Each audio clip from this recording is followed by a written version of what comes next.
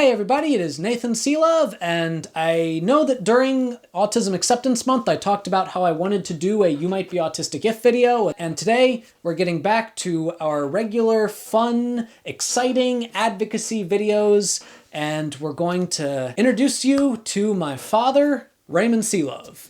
Hello, welcome home. It's good to have you back in Virginia. Yep. Great to be back in Virginia, as always. Feel like I should probably let him out himself as an autistic. So, Dad, would you like to out yourself as an autistic? Me? Autistic? What do you mean? If you are a fan of Nathan the YouTube Autistic, just remember I am the source. The idea of You Might Be Autistic If, that was actually his idea as well.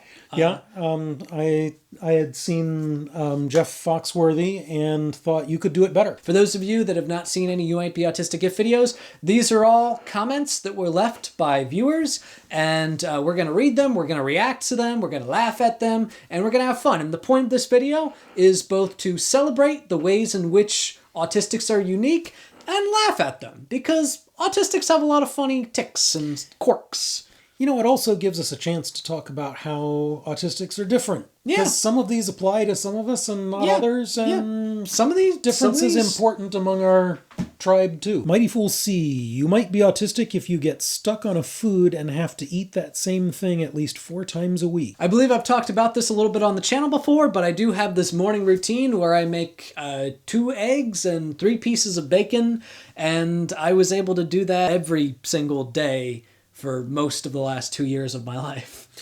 Not only for yourself, but also for me. Yep. When he came to visit, I would make him bacon and eggs and burgers, and you loved them. I did. He also says you might be autistic if you rewind certain parts of songs, musicals, or music videos a million times because you just love that part, and something inside you just can't be satisfied unless you keep watching it on repeat. Anytime anyone would say something from a song, you would start randomly singing it. Travis Hansen, you might be autistic if you both sympathize and empathize with the character Sheldon Cooper. By empathize, I mean the first half of empathy, guessing how he's feeling. The second half of empathy, imagining what it would be like to be in their shoes, is beyond my skill set. Well, I empathize with your empathizing of it being beyond your skill, or non-empathizing of being beyond your skill set. Empathizing with empathy, is that meta-empathy?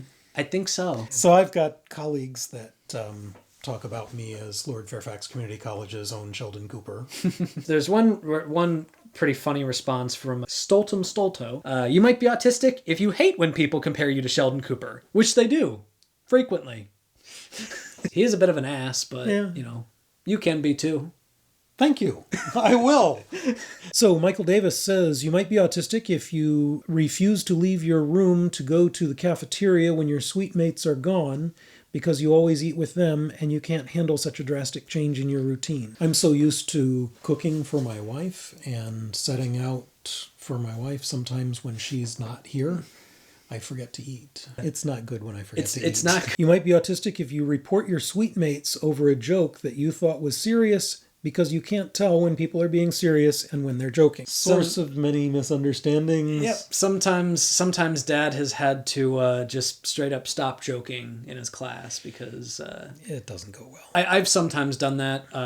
I've actually done that a few times in my class where I've just gone in and been like, all right, everybody ready for the midterm today? That's so cruel. How could you possibly do something like that? I learned from the best. But I stopped doing it because it's too cruel. Let's see. You might be autistic if you get into a giant argument with your suite mates over closing your door when they are in the shower. I need it to be either opened or closed, but consistently. You might be autistic if you fixate on your relationship with your suite mates because you honestly can't tell if they like you or dislike you because they are the most neurotypical people you've ever known and they make no sense to you, but they are the closest people you have to friends since you started college because you have crippling social anxiety. Yeah, sorry about that. Michael continues, you might be autistic if everything about chalk stresses you out. When I started teaching, it was in the days of chalk. And so my teaching was all involving a chalkboard, and it makes horrendous noises. And the powder. Whiteboards actually are a superior technology. They are. And finally, you might be autistic if you feel the need to make 6 you may be autistic if statements.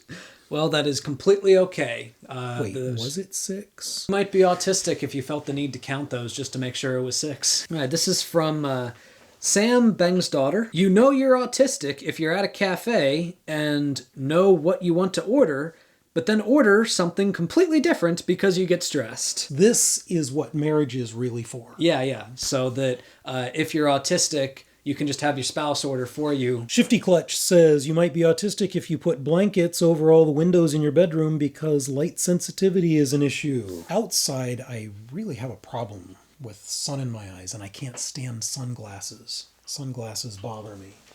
So I use what my wife calls my autistic hat in order to protect me from the direct rays of the sun. This one's from Megan McFadden, a friend of Nathan's. Yeah, a friend of mine. Yeah.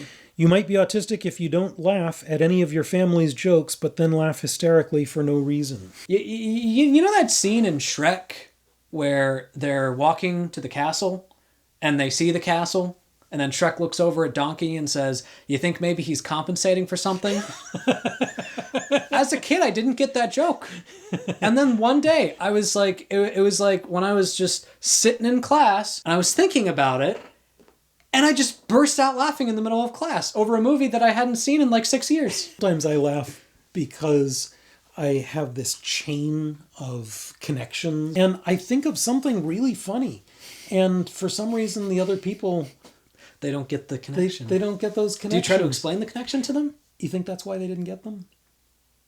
No, probably not. You might be autistic if you eat the same meals every day and refuse to try anything else. I do like to make the same breakfast pretty much every morning. So there's... When you look at some of the inventors and scientists that are reputed to have been autistic, they often have particular foods that they obsessively ate. George Washington Carver.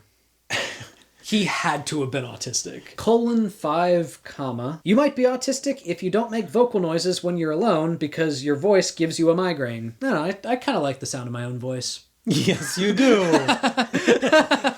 That's true enough.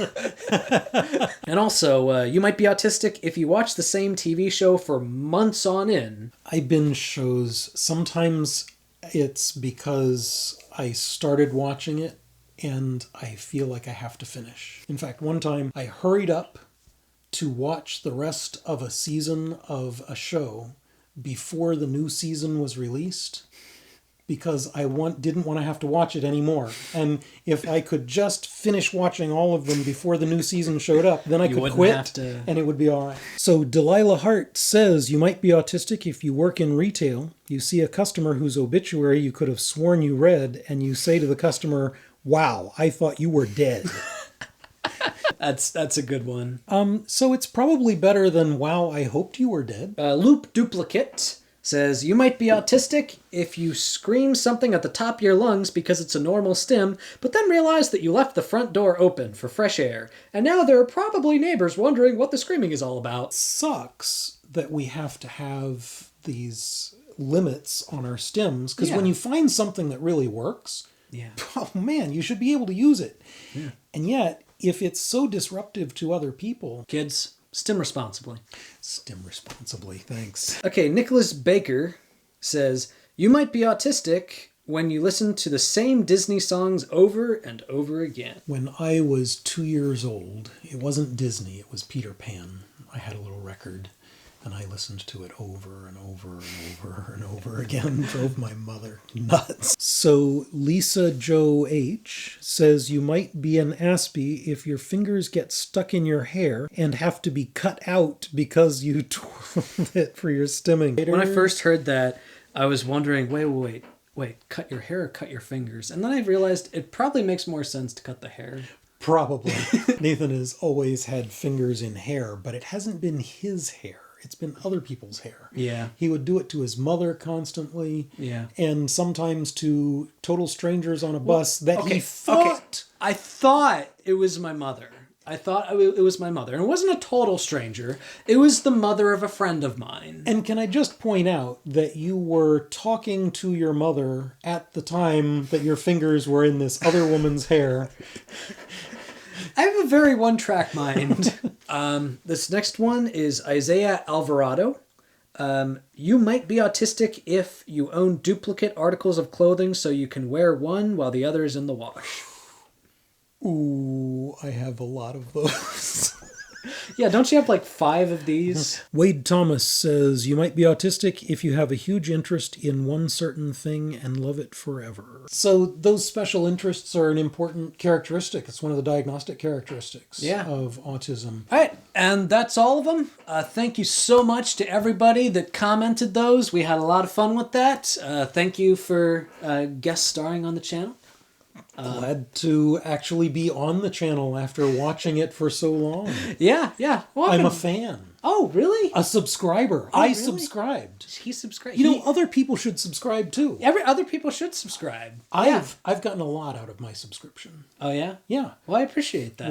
What I get is emails reminding me that a new video has come out.